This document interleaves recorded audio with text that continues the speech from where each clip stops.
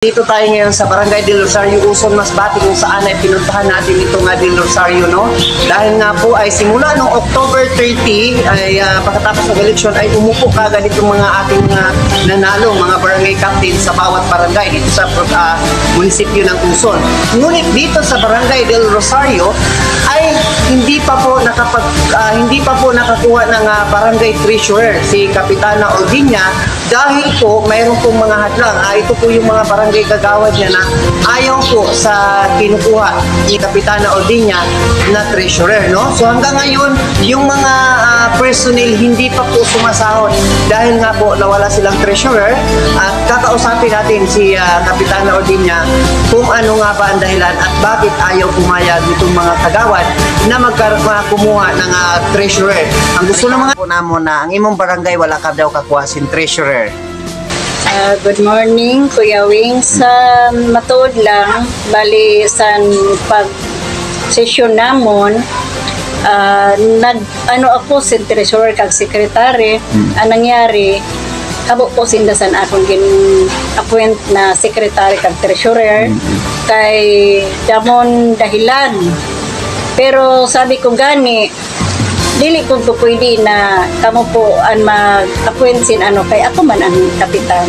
Ako ang masunod kung sino akong mapagkatiwalaan na tao kag.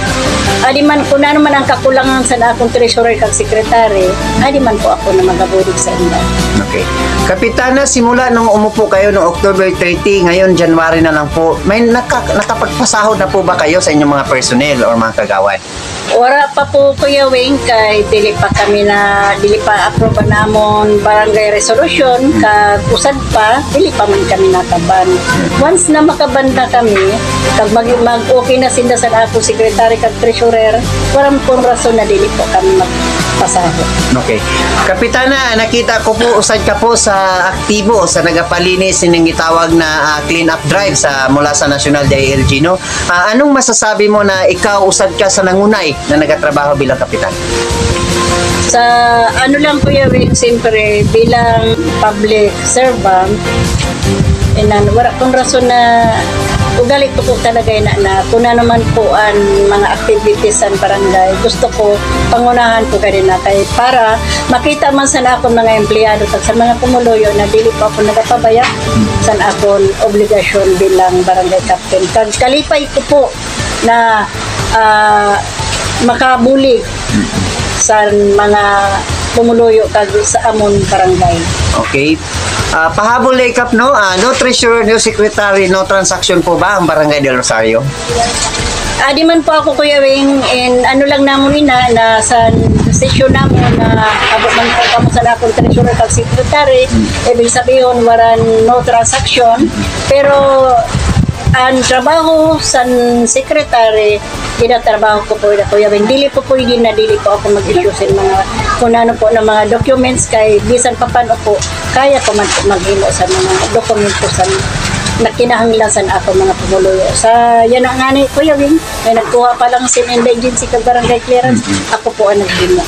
Okay. Aka panawagan sa imong mga kababayan, barangay sa Barangay Del Rosario. Panawagan ko lang na sana maintindihan naton pumuluyo sa Del Rosario kung ano ang naging mabugat na rason na dili pa nakapasahod ang barangay. Sa matuod lang naton liquidation, patapos na liquidation naton.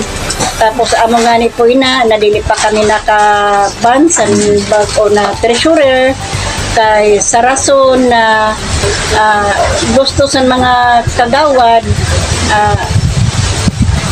mag-endorse ako sa iba na lang na treasurer, pero syempre ako man po nakaaram ko sino man po itong tao na pwede ko mapagkatiwalaan kag maaram, maaram magsunod sa gusto ko.